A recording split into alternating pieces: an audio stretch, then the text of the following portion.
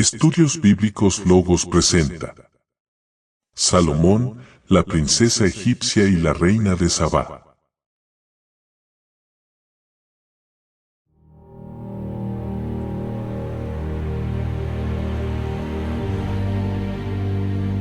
Salomón, en algún momento de su vida, se casa con la hija de un faraón egipcio. El tiempo no se especifica, solo se sabe que ocurre cuando ya se había dado inicio la construcción del templo. De hecho, él mandaría edificar una casa real, diferente a la casa de David, para convivir con ella, ya que no veía muy conveniente que viviera en la casa de su padre, donde estaba el arca de Dios. Por tanto, se consideraba lugar sagrado. Pero vivió el tiempo necesario en la casa de David, hasta que fue terminada su casa real, al cabo de muchos años. Lo que sí debemos tener presente es que la princesa egipcia no fue la primera mujer de Salomón.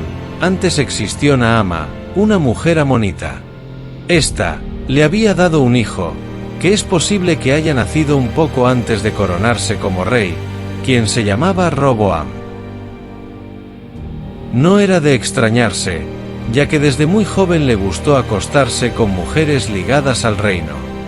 Desde todo punto de vista pareciera que Salomón se estaba desviando de algunos estatutos. ¿Por qué buscar mujeres de otras tierras y no en las tierras hebreas? Sabemos que las creencias religiosas de otras naciones eran totalmente contrarias. Los egipcios, por ejemplo, eran politeístas, creían en varios dioses.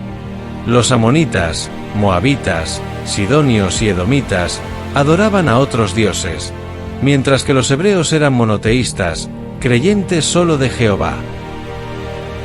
En el libro de Deuteronomio capítulo 7, del verso 1 al verso 5, Jehová había sido muy estricto con este tipo de relaciones con su pueblo de Israel, y se lo había prohibido antes de entrar a la tierra prometida, por la misma razón de evitar la corrupción de su pueblo. Pero a pesar de todo, Dios continuaba estando de su lado.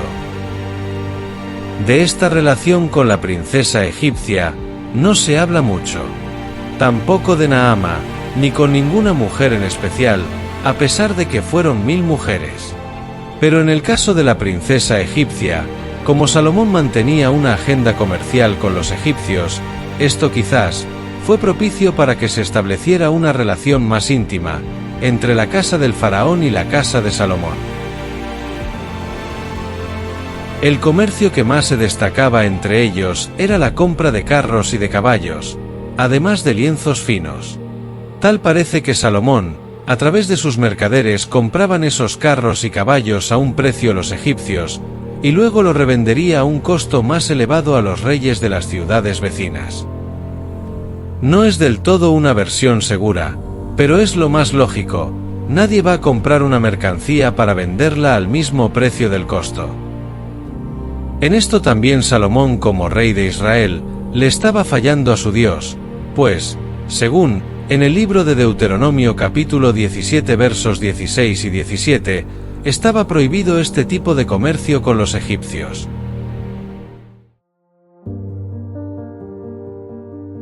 En el vídeo anterior, observamos cómo Salomón hizo el templo y lo dedicó a Dios.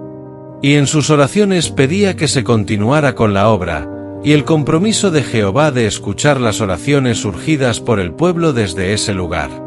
Pero aún no hemos visto la respuesta de Jehová a tal petición.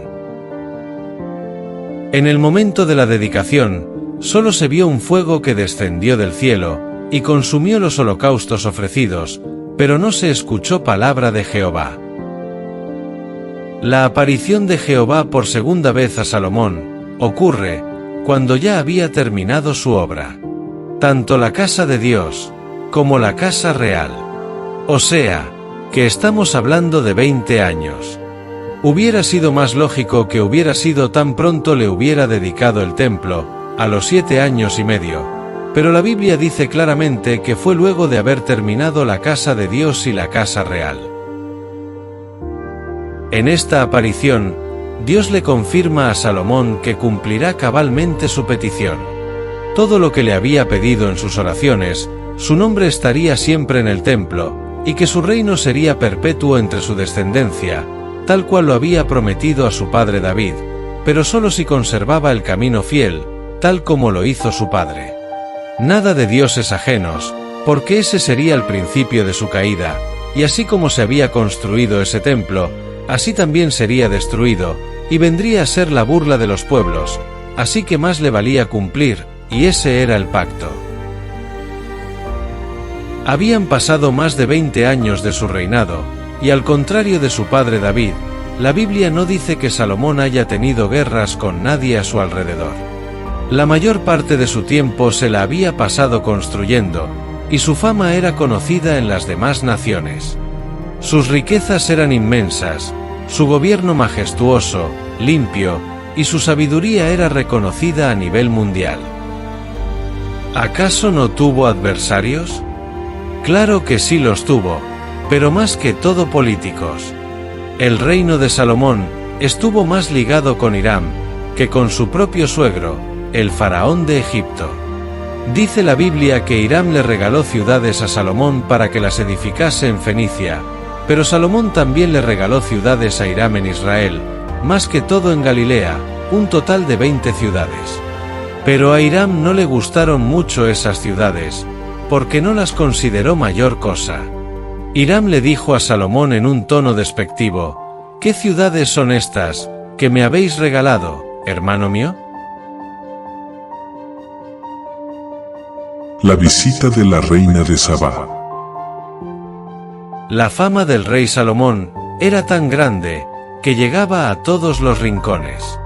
Y Sabá no era la excepción. Sobre Sabá se conoce muy poco actualmente, no se sabe exactamente dónde pudo haber estado ubicada esta zona, aunque la mayoría concuerda que pudo haber estado ubicado en Yemen. Sabá tenía en ese tiempo una reina que desconocemos su nombre específico, pero que en muchos libros y relatos tradicionales se le conoce como Maqueda, según la tradición etíope, y Bilquis, según la tradición árabe. De lo que sí estamos seguros es que la reina de Sabá era una mujer de color, y que según la tradición era llena de abundancias. Su reino no era tan rico como el de Salomón, pero sí tenía sus propias riquezas. Esta reina escuchaba en sus tierras, como se comentaba, acerca de las virtudes del rey de Israel, su grandeza, tanto en poder como en sabiduría. También había escuchado sobre las majestuosas construcciones que había edificado, tanto para su Dios como para sí mismo. Fueron tantas las cosas que esta reina escuchaba, que su curiosidad fue creciendo día a día, que llegó un momento en que sintió la curiosidad de conocerlo en persona. Para ella, Salomón parecía ser un buen ejemplo de cómo se debía gobernar. Además, también quería saber acerca de ese Dios que lo prosperaba. Maqueda comentaba a sus siervos más cercanos que las tantas cosas que se hablaban de Salomón parecieran más bien cosas de fábulas y exageraciones. Para ella creer todo eso, tendría que verlo y vivirlo, a los que sus siervos le alentaron: ¿por qué no se anima y va hasta Israel y lo conoce en persona? Y así saldrá de toda duda. Hay personas que piensan que la visita de la reina de Sabá fue porque el mismo Salomón la invitó, o la forzó, porque Salomón sabía que era hermosa y la quería para él. Hay relatos inclusive que hablan de que fueron amantes y que hasta tuvieron un hijo, pero por lo que está escrito en las Sagradas Escrituras, no parece avalar esta teoría, ya que Salomón estaba remotamente muy alejado de Sabá, y no se destacaba por andar en naciones extranjeras. Así que esa teoría está totalmente fuera de toda credulidad. A Maqueda, lo que la empujó a planificar su viaje a Israel fue su curiosidad. Pero, ¿cómo le iba a llegar a este hombre? ¿Con qué excusa? Este hombre es rico y aparentemente lo tiene todo. Nada de lo que llevara le asombraría. Sin duda alguna, el viaje de Maqueda tuvo su tiempo de preparación. Comenzó a indagar, ¿qué podría llevarle, que en sus tierras fuera escasa? Luego llegaría a la conclusión de que la clave estaba en que aparte de oro y piedras preciosas, le llevaría una gran variedad de especies aromáticas propias de su tierra, desconocidas para el rey Salomón. Luego de haber organizado todo, junto con un gran número de séquitos, viajó por varios días hasta llegar a la casa del rey. Para esta fecha, Salomón no tenía mucho tiempo de haberse mudado de la casa de David a su propio palacio y tenía a su esposa, la egipcia. Sin duda alguna, para esta época, el rey aún mantenía lazos fuertes con Jehová. Una vez en el palacio, Maqueda ofreció sus presentes al rey Salomón, con lo cual quedó maravillado, no tanto por el oro ni por las piedras preciosas, ya que tenía de sobras, sino más bien por la gran variedad de especies aromáticas traído por esta reina. Cuando se habla de especies aromáticas, se refiere a perfumes o extractos de plantas, tratados y mezclados que tenían un gran valor comercial. Maqueda viajó con un gran número de personas, y se desconoce el tiempo de su estadía en el palacio real, pero sí, fue suficiente para que Salomón les mostrara las instalaciones edificadas, de lo cual la reina de Sabá no salía de su asombro de ver un reino tan próspero como la de aquel hombre.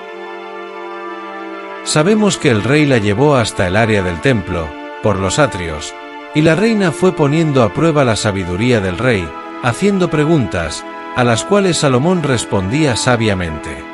La reina ponía especial atención a los siervos del rey.